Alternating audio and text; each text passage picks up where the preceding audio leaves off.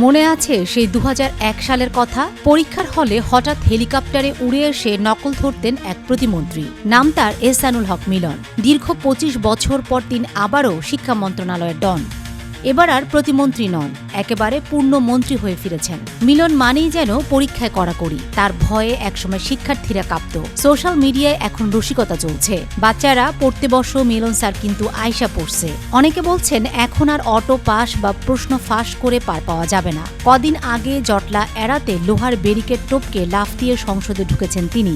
সেই ভিডিও এখন নেট দুনিয়ায় সুপার ভাইরাল। সাংবাদিকরা এ নিয়ে প্রশ্ন করলে তিনি হেসে বলেন, শিক্ষা খাতকে এগিয়ে নিতে আমাদের শুধু হাই জাম্প না, পোল ভল্ট জাম্প দিতে হবে। দায়িত্ব নিয়েই মিলন সাফ জানিয়ে দিয়েছেন তার আমলে নকল বা প্রশ্ন ফাঁস ফিরে আসবে না। এবার তার লক্ষ্য শুধু নকল ধরা নয়, বরং রোবোটিক্স আর এআইয়ের মতো আধুনিক বিষয়গুলো পড়াশোনায় যোগ করা। ডোনাল্ড ট্রাম্প মানেই তো গরম গরম কথা আর হুমকি ধামকি, কিন্তু এবার দেখা গেল উল্টো চিত্র।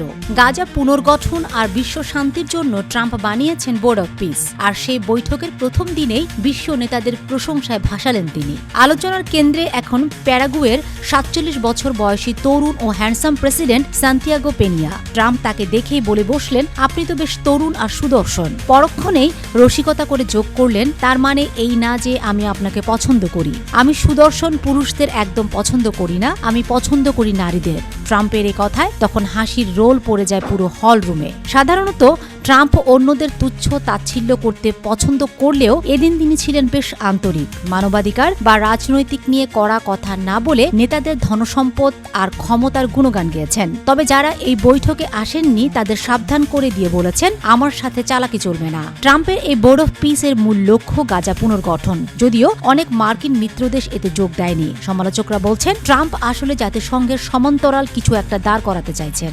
ট্রাম্পের এই শান্তি পরিষদ কি আসলে বিশ্বে শান্তি আনবে, নাকি এটিও তার কোনো নতুন চাল? কি মনে হয় আপনাদের? কমেন্টে জানান। বাংলাদেশের রাজনীতিতে এখন নতুন এক আবহ।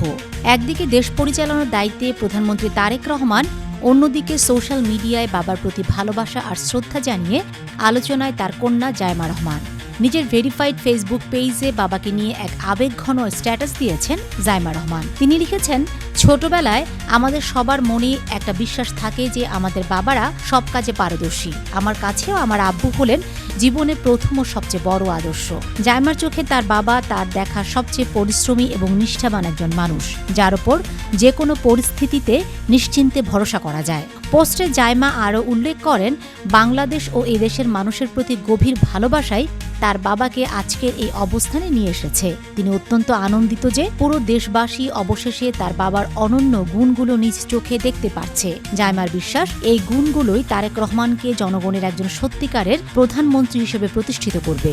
জায়মা রহমান বিভিন্ন সামাজিক ও রাজনৈতিক ইস্যুতে প্রায় ফেসবুকে সরব থাকেন। তবে এবারের এই ব্যক্তিগত ও আবেগঘন পোস্টটি নেটিজনদের মধ্যে বেশ সাড়া ফেলেছে। বাবার রাজনৈতিক সংগ্রামের পাশে কন্যার এমন সমর্থনকেই অনেকে ইতিবাচকভাবে দেখছেন। সাতক্ষীরা থেকে ঢাকা ২৫০ কিলোমিটার রাস্তায় ৬ জায়গায় টাকা দিতে হয়। ঘাটে সিরিয়াল পেতে টাকা, ঢাকায় ঢোকার আগে টাকা, আর রাস্তায় পা বাড়ালেই সংগঠনের নামে চাঁদা। এটি কোনো সিনেমার গল্প নয়, একজন ট্রাক চালকের তিক্ত অভিজ্ঞতা। কিন্তু অবাক করা বিষয় হলো, এই প্রকাশ্য চাঁদাবাজিকেই এখন সমঝোতা বলে ব্যাখ্যা দিচ্ছেন খোদ নতুন সরকারের মন্ত্রী।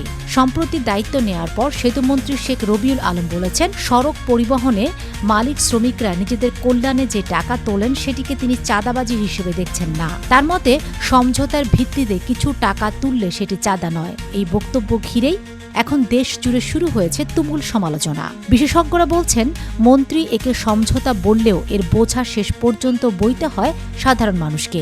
রাস্তায় একটি ট্রাককে যত বেশি চাঁদা দিতে হয়, বাজারে সবজির দাম তত বাড়ে। বাসে যত বেশি চাঁদা তোলা হয়, যাত্রীর পকেট থেকে তত বেশি ভাড়া খসে।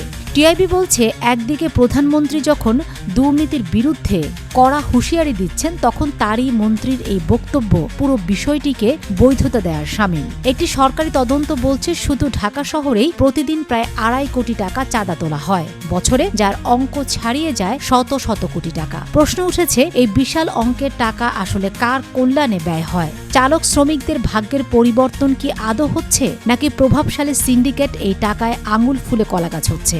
যোগাযোগ বিশেষজ্ঞরা বলছেন, কল্যাণ ফান্ডের দরকার হলে সেটি রোড ট্যাক্সের সাথে যুক্ত করে আইনত আদায় করা হোক।